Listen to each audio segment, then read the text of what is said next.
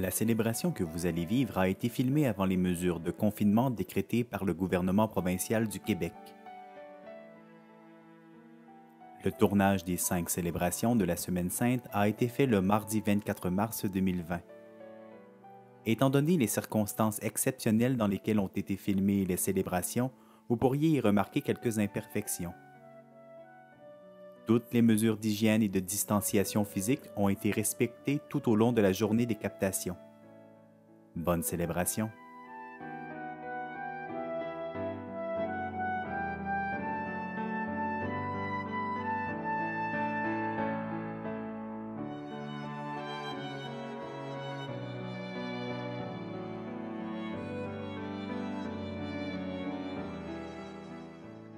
Alors, bonjour et bienvenue à cette célébration du Vendredi Saint. On l'appelle aussi la célébration de la Passion. Elle est enregistrée. Alors, pour vous situer dans les dates, on est aujourd'hui, au moment de l'enregistrement, le 24 mars, mais vous l'écoutez le 10 avril ou peut-être un peu plus tard au moment où vous le visionnez. Je vais vous inviter parce que depuis un certain temps, on est un peu plus souvent sur Internet et on regarde beaucoup de vidéos. La plupart des vidéos ne sont pas longues, 1 minute, 2 minutes, 4 minutes. Aujourd'hui, cette cérémonie, elle dure à peu près 1 heure et ce sont surtout des lectures bibliques. Étant donné que c'est une démarche de foi, une démarche de réflexion dans laquelle on peut faire un certain cheminement, c'est différent des autres vidéos que vous avez vues jusqu'à date. Alors, si vous voulez actuellement prendre le soin de bien vivre, installez-vous, prenez quelques minutes pour bien vous installer. Sinon, vous pouvez aussi reprendre un moment de la journée, vers la fin de la journée, pour avoir à peu près 1 heure en face de vous et d'être bien assis calmement.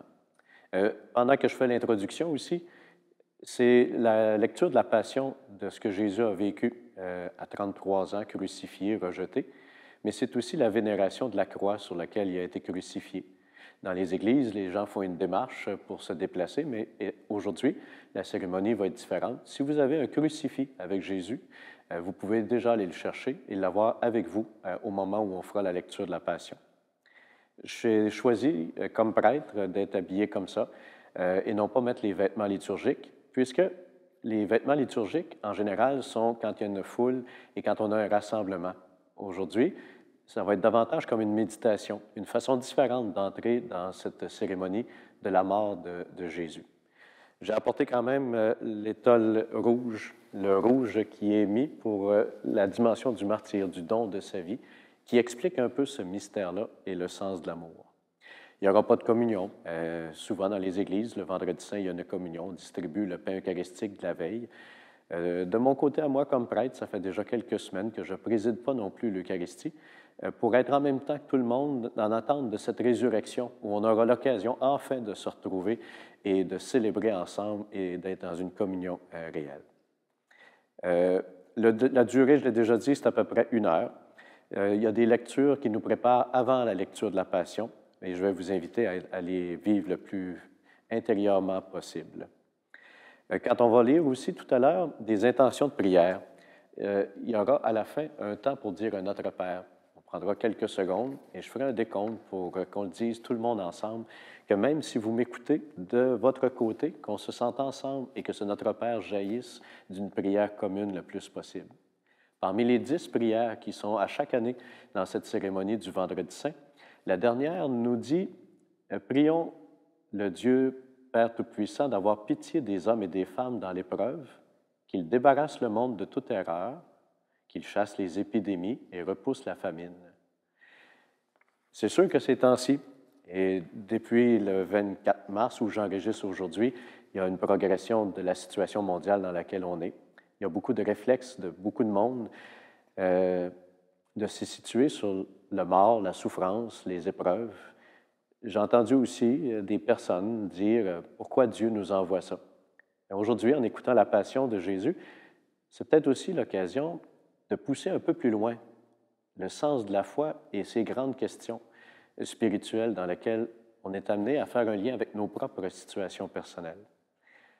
J'ai apporté quelques livres qui sont des livres qui nous amènent un peu plus loin et non pas à considérer que si on prie beaucoup, beaucoup, beaucoup, Dieu va nous enlever, va nous sauver de ça, mais que Dieu lui-même est dans un cri.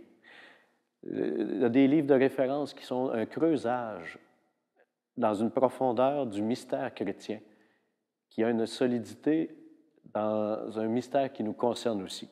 Il y en a deux qui sont de François Varronne, ce Dieu absent qui fait problème. Et un peu plus tard, il y en a écrit un autre, ce Dieu censé aimer la souffrance. Et lui-même essaie de poser ces questions les plus essentielles de l'existence humaine. Et dans les prochains jours, j'ai l'intention, sur ma page Facebook, de lire chaque jour un chapitre de Olivier Legendre, Le cri de Dieu. Je pense que l'humanité tout entière, elle est dans un cri. Pourquoi? Pourquoi tout ça? Mais aujourd'hui, on va entendre aussi Dieu qui a crié à sa façon. Je ne ferai pas un commentaire après la lecture de la Passion, puisque je suis déjà en train de le faire pour nous aider à entrer le plus possible dans ce sens-là. Alors, j'aimerais ça terminer mon commentaire avant de faire la prière d'ouverture toute simple, en mentionnant jusqu'à quel point ce mystère de la mort de Jésus-Christ, ce silence de Dieu qu'on dirait qu'il trahit son propre Fils en l'abandonnant. Jésus lui pose la question, « Pourquoi m'as-tu abandonné? » Pourquoi le mal existe? Pourquoi Dieu laisse-t-il aller les choses? Pourquoi qu'il n'intervient pas? Il n'y a pas de situation miraculeuse où Dieu peut tout régler par lui-même. Il n'y a pas eu cette volonté, je ne le crois pas, de penser qu'en envoyant le mal, ça permettrait à lui d'être le super-héros qui va nous sauver de ça. Dieu est le premier à crier, du même cri des non-croyants qui dit « Pourquoi? Ça n'a pas d'allure un Dieu comme ça. » Et là où il y a des explications qui ne sont pas intellectuelles, mais qui sont une expérience, c'est quand on le rencontre nous autres mêmes. Il n'y a pas si longtemps, à l'émission La Vraie Nature, qui est le dimanche soir, il y avait la ministre Marguerite Blais, Julien Lacroix, ça donne bien pour notre cérémonie d'aujourd'hui, Lacroix, qui est humoriste, Ève Landry. Et tout d'un coup, la ministre Marguerite Blais, qui est dans une espèce d'échange, puis c'est un peu ça le Vendredi Saint, un échange où on parle un petit peu plus de nos vulnérabilités, d'un autre côté de la facette de notre existence. Et tout le monde, un jour ou l'autre, on passe par ces épreuves qui nous donnent un vertige. Quasiment tout le monde, un jour ou l'autre, a pensé à un moment donné avoir le goût de se suicider parce qu'on était déjà mort avant d'être mort d'une certaine manière.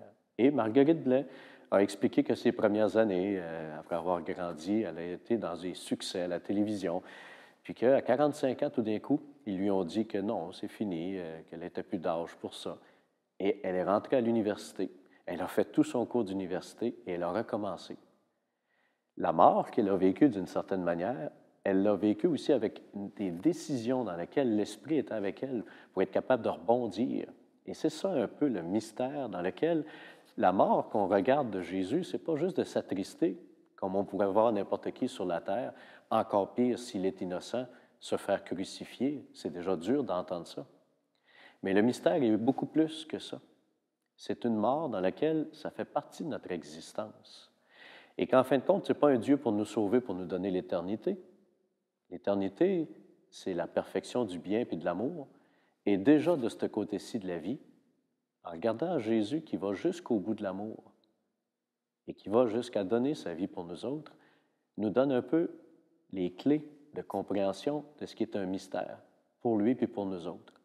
Et que, non-croyants et croyants, on puisse continuer à crier parce que la souffrance, le mal, puis le nombre de morts qu'on voit avec la situation mondiale qu'on vit actuellement, n'est pas voulu par Dieu.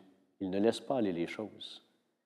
Mais que ça nous creuse dans la seule force qui est celle de la vie et de l'amour et du printemps, et que cela n'est pas à l'extérieur de nous, mais fait partie de notre propre existence. Ouvrons notre cœur qu'à travers cette célébration, on ait une ouverture aussi à ce que Dieu peut faire en nous. Que le Seigneur nous accompagne. Amen. La première lecture qui nous est offerte, elle est tirée d'Isaïe, même si ça a été écrit plusieurs centaines d'années avant Jésus et avant sa mort et crucifixion, on a l'impression qu'il nous en parle. Parler du mystère des souffrances qu'a vécu son peuple, c'est parler des nôtres et c'est parler de celle de Jésus. Soyons attentifs à cette lecture. Lecture du livre du prophète Isaïe. Mon serviteur réussira, dit le Seigneur. Il montera, il s'élèvera, il sera exalté. La multitude avait été consternée en le voyant. car il était si défiguré qu'il ne ressemblait plus à un homme. Il n'avait plus l'apparence d'un fils d'homme. Il étonnera de même une multitude de nations. Devant lui, les rois resteront bouche bée, car ils verront ce que jamais on ne leur avait dit. Ils découvriront ce dont ils n'avaient jamais entendu parler. Qui aurait cru ce que nous avons entendu? Le bras puissant du Seigneur, à qui s'est-il révélé? Devant lui, le serviteur a poussé comme une plante chétive, une racine dans une terre aride. Il était sans apparence ni beauté qui attire nos regards. Son aspect n'avait rien pour nous plaire. Méprisé, abandonné des hommes. Hommes de douleur, familiers de la souffrance, ils étaient pareils à celui devant qui on se voile la face. Et nous l'avons méprisé, compté pour rien.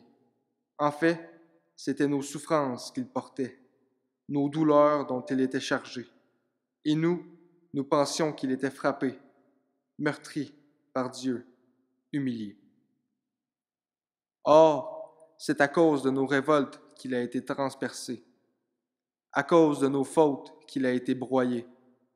Le châtiment qui nous donne la paix a pesé sur lui.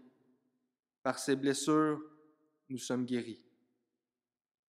Nous étions tous errants comme des brebis. Chacun suivait son propre chemin. Mais le Seigneur a fait retomber sur lui nos fautes à nous tous. Maltraité, il s'humilie. Il n'ouvre pas la bouche. Comme un agneau conduit à l'abattoir. Comme une brebis muette devant les tondeurs. Il n'ouvre pas la bouche. Arrêté, puis jugé, il a été supprimé. Qui donc s'est inquiété de son sort?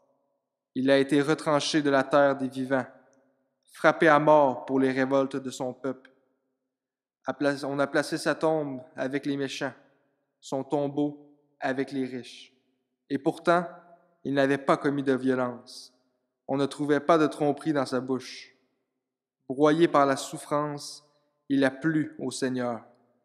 S'il remet sa vie en sacrifice de réparation, il verra une descendance. Il prolongera ses jours. Par lui, ce qui plaît au Seigneur réussira. Par la suite de ses tourments, il verra la lumière. La connaissance le comblera. Le juste, mon serviteur, justifiera les multitudes. Il se chargera de leurs fautes. C'est pourquoi, parmi les grands, je lui donnerai sa part. Avec les puissants, il partagera le butin, car il s'est dépouillé lui-même jusqu'à la mort, et il a été compté avec les pécheurs. Alors qu'il portait le péché des multitudes et qu'il intercédait pour les pécheurs.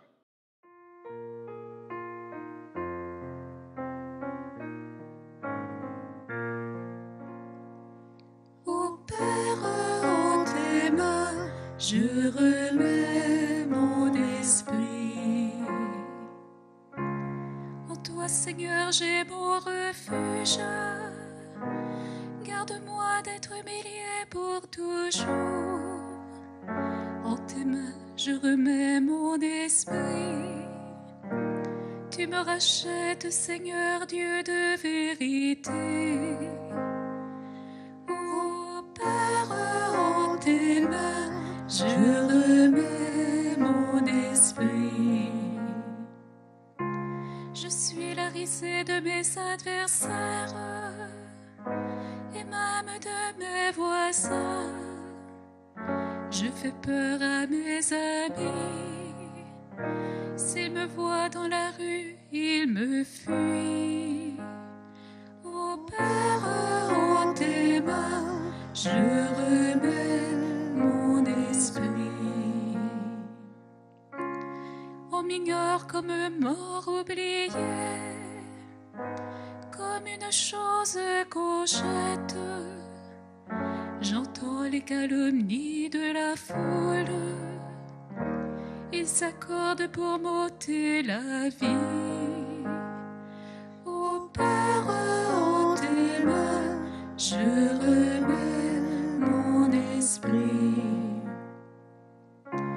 Moi, je suis sûre de toi, Seigneur. Je dis, tu es mon Dieu. Mes jours sont dans ta main, délivre-moi des mains hostiles qui s'acharnent. Ô Père, en tes mains, je remets mon esprit. Sur ton serviteur que s'illumine ta face, sauve-moi par ton amour. Soyez forts, prenez courage, vous tous qui espérez le Seigneur. Ô Père, en tes mains, je remets mon esprit. La deuxième lecture qui nous est offerte, elle a été écrite près de 30 ans plus tard que sa mort et la résurrection. Les premières années, c'était le silence. Et après, on a fait une tradition en se révélant les choses de façon orale. Mais il y a eu une intériorisation de plus en plus, et c'est Paul qui s'adresse à une des communautés de croyants pour essayer de mettre les mots sur ce qu'il comprenait de cet événement. Lecture de la lettre aux Hébreux. Frères, en Jésus, le Fils de Dieu, nous avons le grand prêtre par excellence, celui qui a traversé les cieux. Tenons donc ferme l'affirmation de notre foi. En effet, nous n'avons pas un grand prêtre incapable de compatir à nos faiblesses, mais un grand prêtre éprouvé en toutes choses, à notre ressemblance, excepté le péché. Avançons-nous donc avec assurance vers le trône de la grâce pour obtenir miséricorde et recevoir, en temps voulu, la grâce de son secours. Le Christ, pendant les jours de sa vie dans la chair, offrit avec un grand cri et dans les larmes des prières et des supplications à Dieu qui pouvait le sauver de la mort, et il fut exaucé en raison de son grand respect. Bien qu'il soit le Fils, il apprit par ses souffrances l'obéissance et, conduit à sa perfection, il est devenu, pour tous ceux qui lui obéissent, la cause du salut éternel. Alors nous arrivons maintenant au récit central de la passion de Jésus, sa crucifixion. Si vous avez apporté une croix, si vous l'avez proche, c'est le temps de la prendre entre vos mains. À la fin du récit, il y aura un moment pour la vénérer. Il est bon de savoir que des 4 évangiles, les 4 ont écrit le récit de la passion des souffrances. Mais les 3, Marc, Luc et Matthieu, sont en alternance le dimanche des Rameaux. Quand c'est le vendredi saint, c'est toujours le récit de Saint Jean. Saint Jean qui est un peu plus intériorisé. Alors, je nous invite à prendre aussi, nous autres aussi, une attitude d'intériorisation. La passion de notre Seigneur Jésus-Christ selon Saint Jean. En ce temps-là, avant le repas, Jésus sortit avec ses disciples et traversa le torrent du Cédron. Il y avait là un jardin, dans lequel il entra avec ses disciples. Judas, qui le livrait, connaissait l'endroit, lui aussi, car Jésus et ses disciples s'y étaient souvent réunis. Judas, avec un détachement de soldats, ainsi que des gardes envoyés par les grands prêtres et les pharisiens, arrive à cet endroit. Ils avaient des lanternes, des torches et des armes. Alors Jésus, sachant tout ce qui allait lui arriver, s'avança et leur dit : « Qui cherchez-vous ? » Ils lui répondirent : « Jésus le Nazaréen. » Il leur dit : « C'est moi, je le suis. » Judas, qui le livrait, se tenait avec eux. Quand Jésus leur répondit : « C'est moi, je le suis », ils reculèrent et ils tombèrent à terre. Il leur demanda de nouveau : « Qui cherchez-vous ? » Ils dirent : « Jésus le Nazaréen. » Jésus répondit : « Je vous l'ai dit, c'est moi, je le suis. Si c'est bien moi que vous cherchez, Ceux-là, laissez-les partir. Ainsi s'accomplissait la parole qu'ils avaient dite. Je n'ai perdu aucun de ceux que tu m'as donnés. Or, Simon-Pierre avait une épée. Il la tira, frappa le serviteur du grand prêtre et lui coupa l'oreille droite. Le nom de ce serviteur était Malchus. Jésus dit à Pierre, « Remets ton épée au fourreau. La coupe que m'a donnée le Père, vais-je refuser de la boire? » Alors, la troupe, le commandant et les gardes juifs se saisirent de Jésus et le ligotèrent. Ils l'amenèrent d'abord chez Anne, beau-père de Caïphe, qui était grand prêtre cette année-là. Caïphe était celui qui avait donné aux Juifs ce conseil. Il vaut mieux qu'un seul homme meure pour le peuple. Or, Simon-Pierre, ainsi qu'un autre disciple suivait Jésus. Comme ce disciple était connu du grand prêtre, il entra avec Jésus dans le palais du grand prêtre. Pierre se tenait près de la porte, dehors. Alors, l'autre disciple, celui qui était connu du grand prêtre, sortit, dit un mot à la servante qui gardait la porte et fit entrer Pierre. Cette jeune servante dit alors à Pierre, « N'es-tu pas, toi aussi, un des disciples de cet homme? » Il répondit, « Non, je ne le suis pas. » Les serviteurs et les gardes se tenaient là. Comme il faisait froid, ils avaient fait un feu de braise pour se réchauffer. Pierre était avec eux, en train de se réchauffer. Le grand prêtre interrogea Jésus sur ses disciples et sur son enseignement. Jésus répondit, « Moi, j'ai parlé au monde ouvertement. J'ai toujours enseigné à la synagogue et dans le temple, là où tous les Juifs se réunissent, et je n'ai jamais parlé en cachette. Pourquoi m'interroges-tu? Ce que je leur ai dit, demande-le à ceux qui m'ont entendu. Eux savent ce que j'ai dit. » À ces mots, un des gardes qui était à côté de Jésus lui donna une gifle en disant, « C'est ainsi que tu réponds au grand prêtre. » Jésus lui répliqua, « Si j'ai mal parlé, montre ce que j'ai dit de mal. Mais si j'ai bien parlé, pourquoi me frappes-tu? » Anne l'envoya, toujours ligoté, au grand prêtre Caïphe. Simon-Pierre était donc en train de se chauffer. On lui dit, « N'es-tu pas, toi aussi, l'un de ses disciples? » Pierre le nia et dit, « Non, je ne le suis pas. » Un des serviteurs du grand prêtre, parent à celui à qui Pierre avait coupé l'oreille, insista.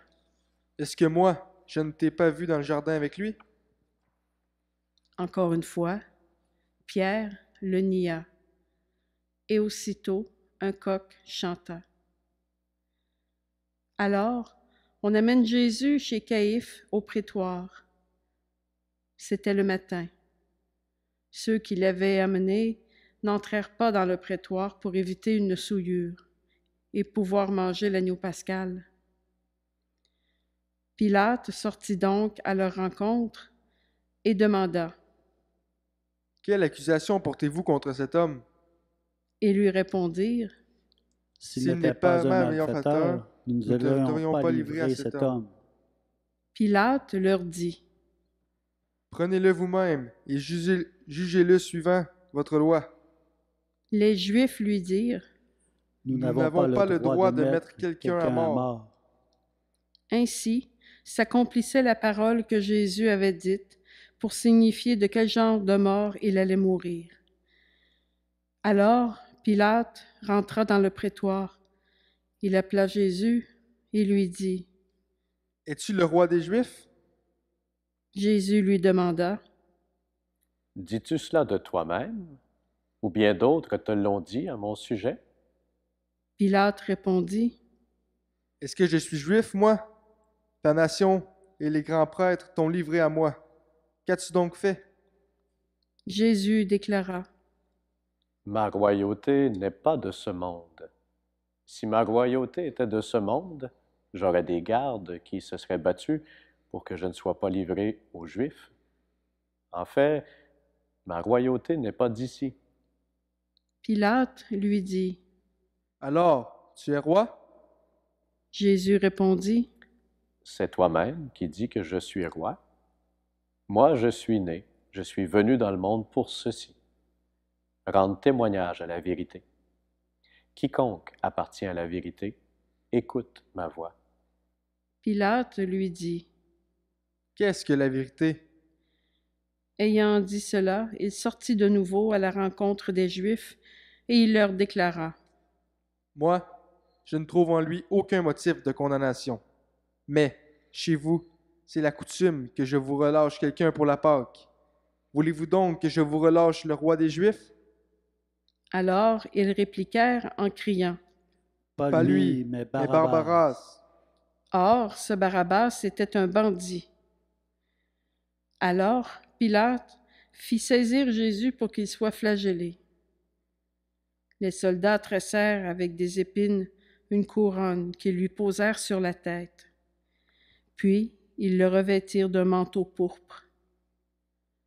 Ils s'avançaient vers lui et ils disaient, Salut à toi, roi des Juifs. Et ils le giflaient.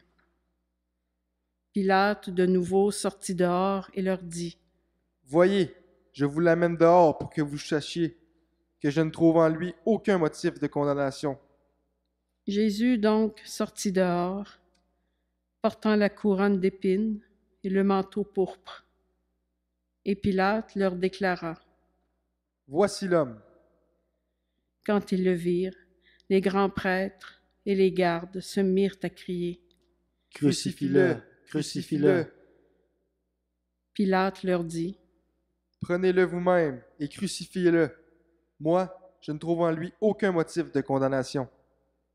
Ils lui répondirent, Nous avons une loi, et suivant la loi, il doit mourir, parce qu'il s'est fait fils de Dieu. Quand Pilate entendit ces paroles, il redoubla de crainte. Il rentra dans le prétoire et dit à Jésus, D'où es-tu? Jésus ne lui fit aucune réponse. Pilate lui dit alors, Tu refuses de me parler, à moi? Ne sais-tu pas que j'ai le pouvoir de te relâcher et pouvoir de te faire crucifier? Jésus répondit, Tu n'aurais aucun pouvoir sur moi si tu ne l'avais reçu d'en haut. C'est pourquoi celui qui m'a livré à toi porte un péché plus grand.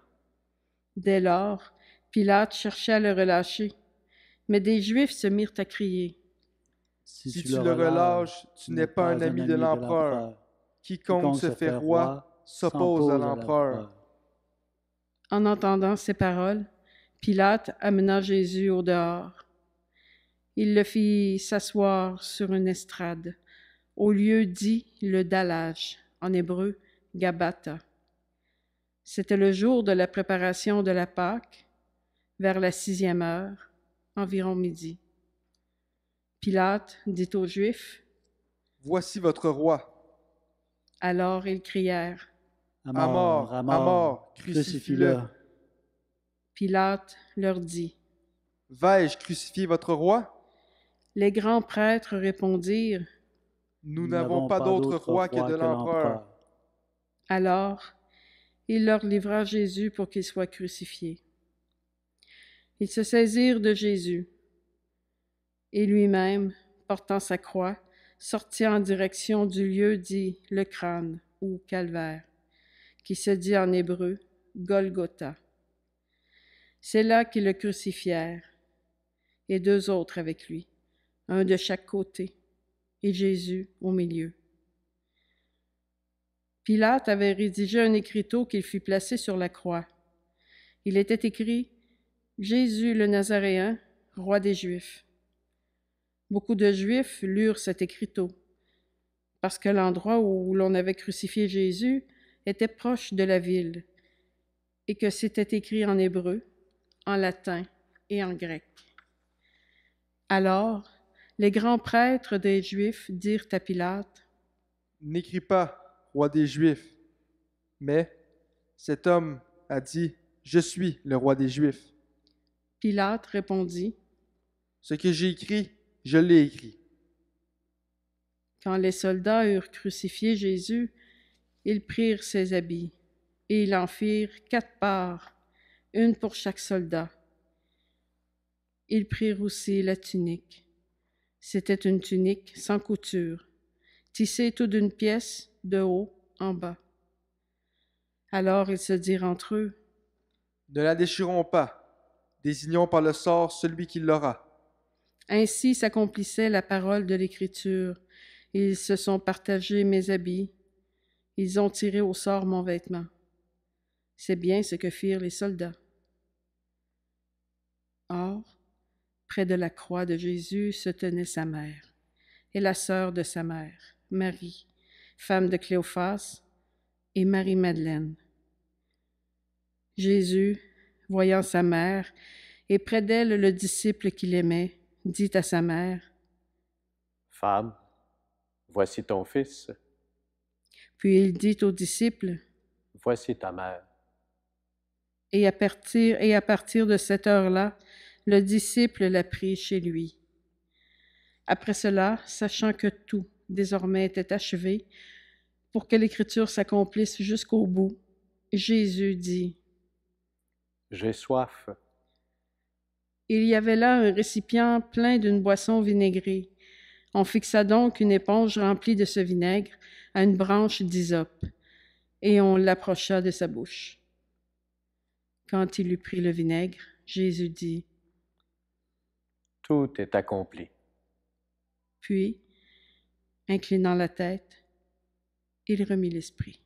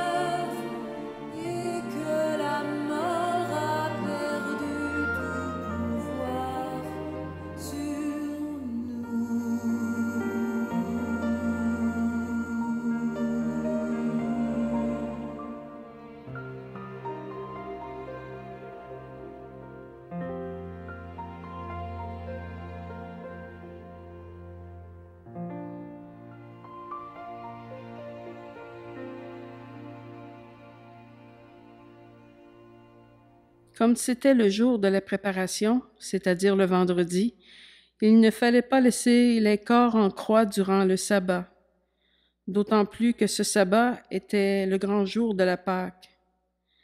Aussi, les Juifs demandèrent à Pilate qu'on enlève les corps après leur avoir brisé les jambes. Les soldats allèrent donc briser les jambes du premier, puis de l'autre homme crucifié avec Jésus. Quand ils arrivèrent à Jésus, voyant qu'il était déjà mort, ils ne lui brisèrent pas les jambes. Mais un des soldats, avec sa lance, lui perça le côté. Et aussitôt, il en sortit du sang et de l'eau. Celui qui a vu rend témoignage, et son témoignage est véridique. Et celui-là sait qu'il dit vrai, afin que vous aussi vous croyiez. Cela, en effet, arriva pour que s'accomplisse l'Écriture. Aucun de ces os ne sera brisé. Un autre passage de l'Écriture dit encore, « Ils lèveront les yeux vers celui qu'ils ont transpercé. » Après cela, Joseph d'Arimathie, qui était disciple de Jésus, mais en secret par crainte des Juifs, demanda à Pilate de pouvoir enlever le corps de Jésus. Et Pilate le permit. Joseph vint donc enlever le corps de Jésus.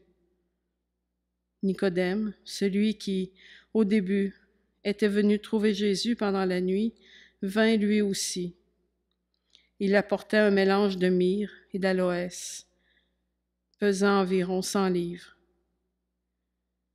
Ils prirent donc le corps de Jésus, qu'ils lièrent de linge, en employant les aromates, selon la coutume juive d'ensevelir les morts. À l'endroit où Jésus avait été crucifié, il y avait un jardin, et dans ce jardin, un tombeau neuf, dans lequel on n'avait encore déposé personne. À cause de la préparation de la Pâque juive, et comme ce tombeau était proche, c'est là qu'ils déposèrent Jésus.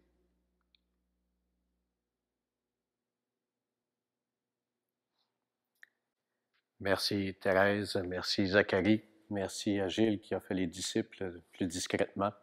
J'ai déjà fait le commentaire au début, avant de commencer les lectures, mais je vais faire simplement un partage d'expérience tout court avant de passer aux intentions de prière.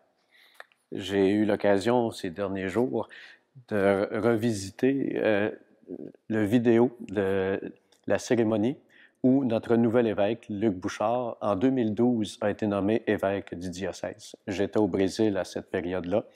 Alors, l'enregistrement est de 3 heures. Mais je connais beaucoup les gens du diocèse et je trouvais ça fascinant. On est rendu en 2020, il y a 8 ans. Et quand je regardais les personnes qui étaient là, il y avait le cardinal Turcotte, il y avait le responsable des petits chanteurs qui était l'abbé Thompson et plusieurs autres qui aujourd'hui ne sont plus là. 2 ans, 3 ans après, ils sont décédés. On est là aujourd'hui, mais on ne sait pas là si on va être là demain.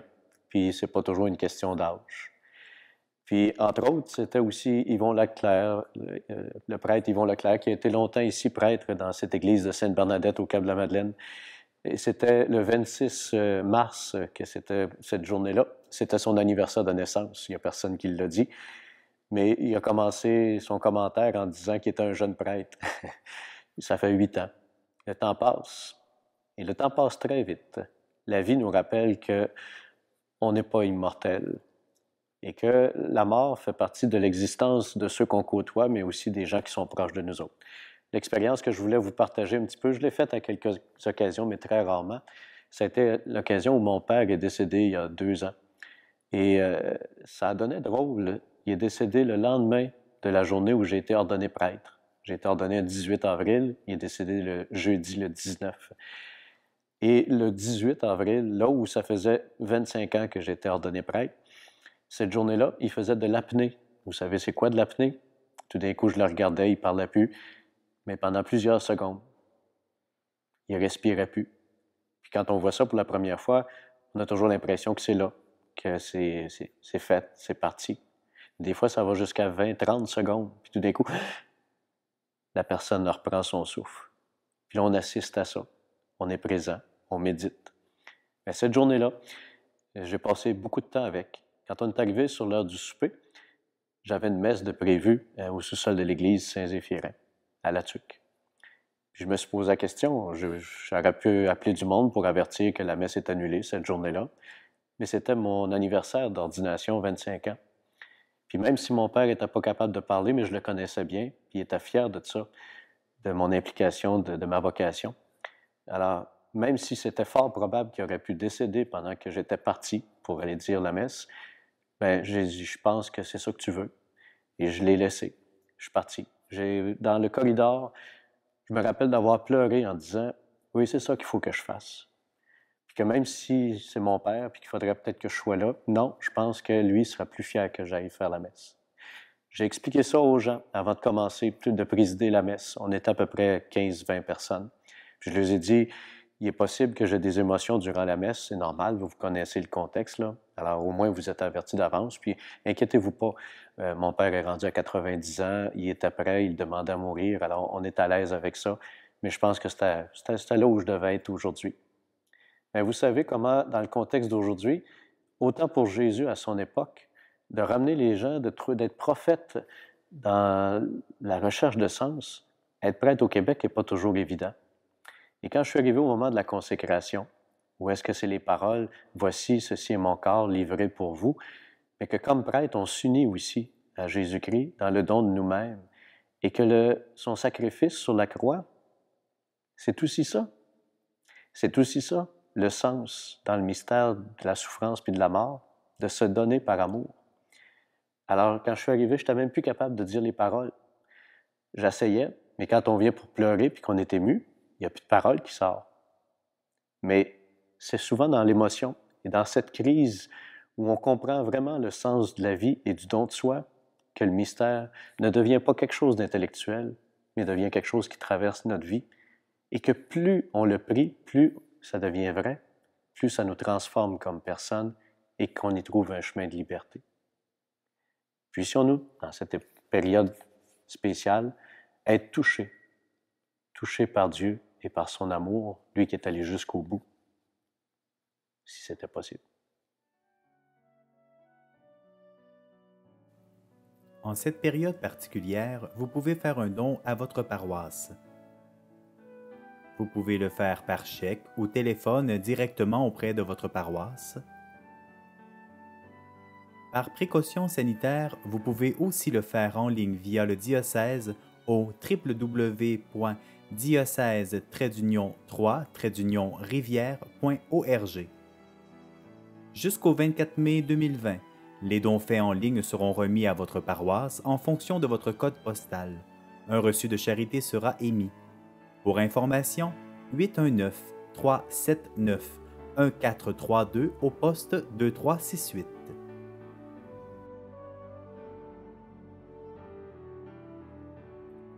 Notre cérémonie d'aujourd'hui se termine par des intentions de prière 10, un peu plus élaborées, pour prier pour les gens de tout l'univers. J'ai modifié un petit peu le texte à partir de ce qui est dans le prion en Église pour que ce soit plus intelligible, plus adapté à notre langage d'aujourd'hui. Alors, mettons-nous en situation de prière. Il y aura des moments de silence entre chacune pour qu'on puisse être capable de penser, de prier pour ces catégories de personnes.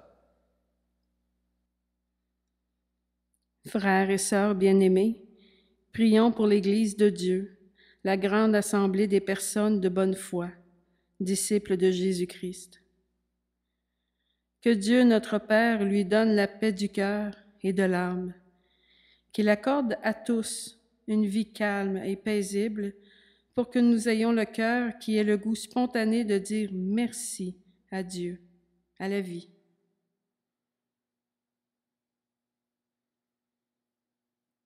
Dieu, toi l'Éternel, dans le Christ, tu as révélé ta gloire à tous les peuples.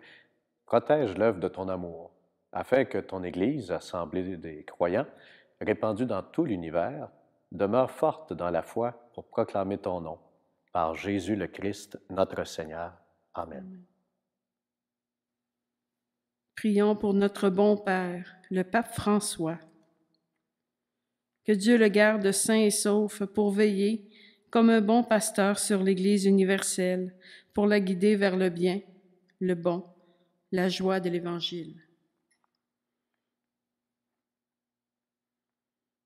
Dieu, toi l'Éternel, dont la sagesse organise toutes choses, daigne écouter notre prière. Protège avec amour notre bon pape François que tu as choisi, afin que, sous sa conduite de pasteur, nous avancions dans la foi par Jésus le Christ, notre Seigneur. Amen. Amen. Prions pour notre évêque et pasteur local, Luc Bouchard, pour les prêtres et diacres, ministres ordonnés qui collaborent avec lui, pour tous les baptisés qui apportent leur contribution selon les dons reçus de l'Esprit Saint et leur charisme.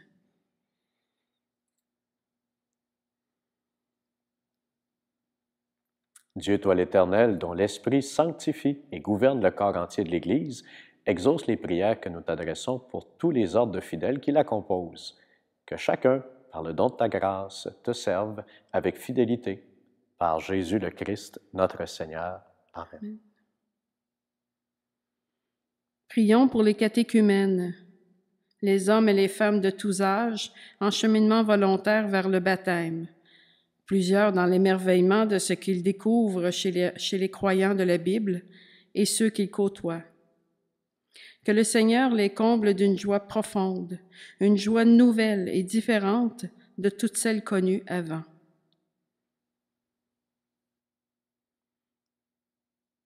Dieu, toi l'Éternel, toi qui assures toujours la fécondité de ton Église, augmente en nos catéchumènes l'intelligence de la foi, qu'ils renaissent à la source du baptême en ayant la conscience de devenir des enfants d'adoption. Par Jésus le Christ, notre Seigneur. Amen.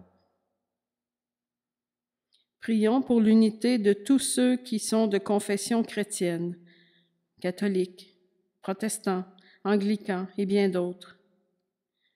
Que tous ceux et celles qui, peu importe leur groupe d'appartenance au Christ, s'efforcent de prendre des décisions en conformité avec la volonté de Dieu, c'est-à-dire le bien commun.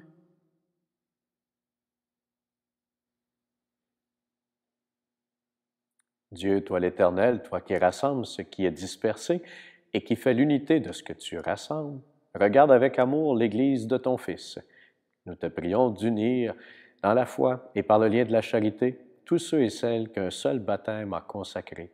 Par Jésus le Christ, notre Seigneur. Amen.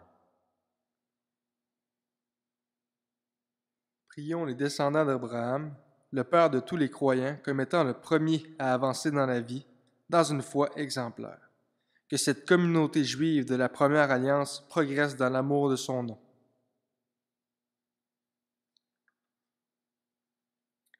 Dieu, toi l'Éternel, toi qui as choisi Abraham et sa descendance pour en faire les fils de ta promesse, conduis à la plénitude de la rédemption le premier peuple de l'Alliance, comme ton Église t'en supplie. Par Jésus le Christ, notre Seigneur. Amen. Prions pour ceux et celles qui ne croient pas en Jésus-Christ.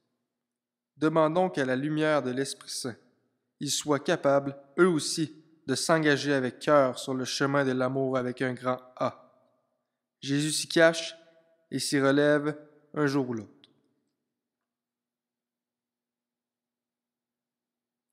Dieu, toi l'Éternel, donne à ceux et celles qui ne croient pas au Christ d'aller sous ton regard avec un cœur sincère. Donne-nous de mieux nous aimer les uns les autres et d'ouvrir davantage notre vie à la tienne, pour être dans le monde de meilleurs témoins de ton amour qui se révèle. Par Jésus le Christ, notre Seigneur. Amen. Prions pour les personnes qui ne croient pas en Dieu, pour ceux et celles qui n'ont pas eu l'opportunité de connaître Dieu. Connaître comme un père ou une mère veut dire qu'il connaît bien son enfant. Demandons que, fidèles à leur conscience personnelle, ils parviennent à le reconnaître aussi subtil que notre propre souffle.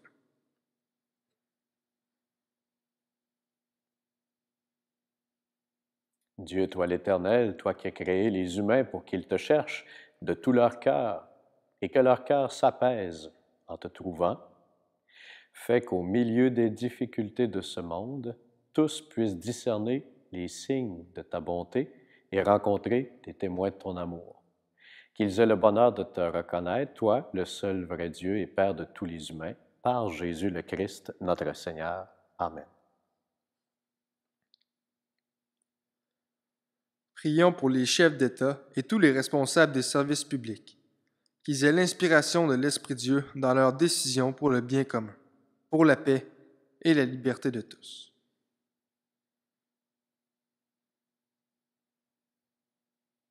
Dieu, toi l'Éternel, toi qui tiens en main le cœur de l'humain, viens en aide partout sur la terre, afin que s'affermisse dans la grâce et la sécurité, la paix, la prospérité des nations et la liberté religieuse, grâce à ceux qui font le service de l'autorité. Par Jésus le Christ, notre Seigneur. Amen. Prions enfin pour tous ceux et celles qui sont dans l'épreuve, que ce soit des souffrances physiques, des souffrances liées aux épreuves humaines qui nous placent un jour ou l'autre dans un vertige inconfortable. Qu'à travers ces deuils, ces flots d'émotions, de peine, de colère, d'anxiété, de découragement, que notre Dieu qui s'est fait proche en Jésus son Fils nous permette de ressentir sa présence.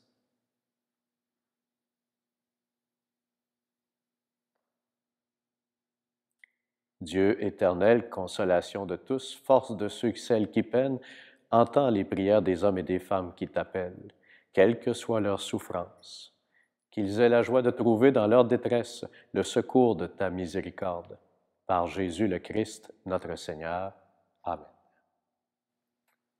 Et nous prenons 10 secondes de silence. À la fin, je vais dire 3, 2, 1, et ensemble, partout où que nous soyons, on dira ensemble notre Père, pas le dire, mais le prier ensemble.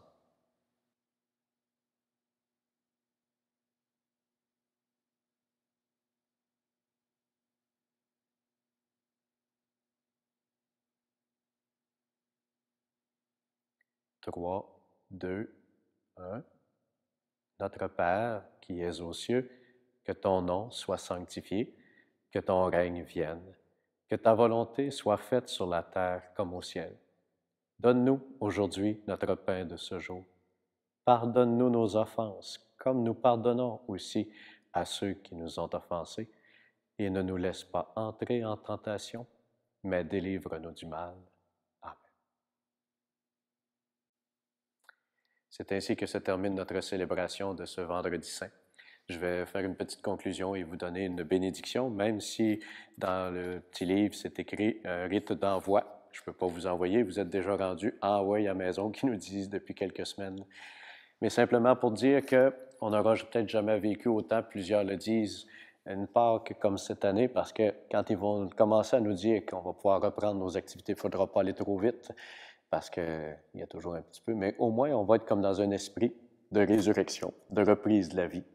Et sûrement que l'une des choses qu'on va aimer, plein de choses qu'on va attendre, je suis un amateur de racquetball, m'avoir hâte de recommencer, mais une des choses qu'on va avoir hâte, c'est de pouvoir se rapprocher, s'embrasser, se serrer dans nos bras. Je voulais simplement dire qu'aujourd'hui, c'est l'anniversaire de naissance d'un monsieur qui s'appelle Wellington Rezenji. Vous savez que je suis allé au Brésil quelques années.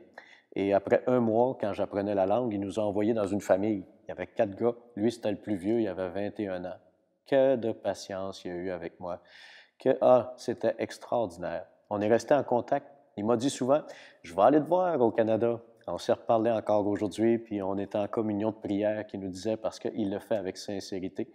Mais je vous dis, si un jour, lui qui est rendu avec une femme puis des enfants, si un jour il réussit à venir au Canada, qu'on va se voir à l'aéroport, là, le lien qu'on a vécu, là, si on se donne un câlin, une embrassade, là, ça ne sera pas juste une seconde, puis go, hey, content de te voir. Mais essayons que quand on reprendra la vie, quand on va ressusciter, dans le sens de ce qu'on aura appris aussi à travers ça, de se recentrer sur l'essentiel, même ceux qui ne sont pas à l'aise, on développe des compétences un petit peu plus durant ces jours-ci. Développons la compétence que quand on pourra, que quand on va s'embrasser, surtout les personnes qui sont importantes pour nous autres, de le faire jusqu'à 5, 6, 7 secondes en étant à l'aise de trouver ce contact humain profond de là où Dieu nous sauve dans la vie qui est la nôtre. Que cette bénédiction vous accompagne, qu'elle soit avec vous chaque jour, qu'elle vous permette d'avancer, de toujours croire de savoir que la vie est solide, que la vie est en avant. Tous ensemble, on va passer au travers, au nom du Père et du Fils et du Saint-Esprit. Amen. Non, ce n'est pas toujours assez que d'être consumé par l'amour. Ton cœur ne saurait le retenir, c'est un feu qui doit jaillir et courir au dehors. Croire et vouloir ce que Dieu veut, et comme Dieu le veut, rien de plus. Le voir, le connaître et puis l'aimer, perdre tout pour s'attacher à l'amour de Jésus. Amour pour amour, jusqu'au don de soi-même, s'offrir sans retour, est-il plus beau, je t'aime. Amour pour amour, tendresse pour tendresse, s'offrir sans retour, tant que l'amour nous blesse.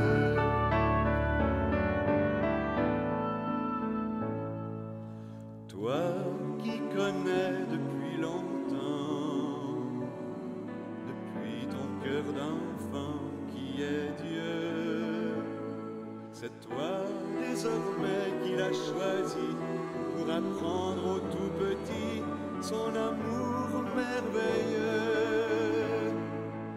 Par vers ces gens où Dieu t'envoie, qui souffrent d'être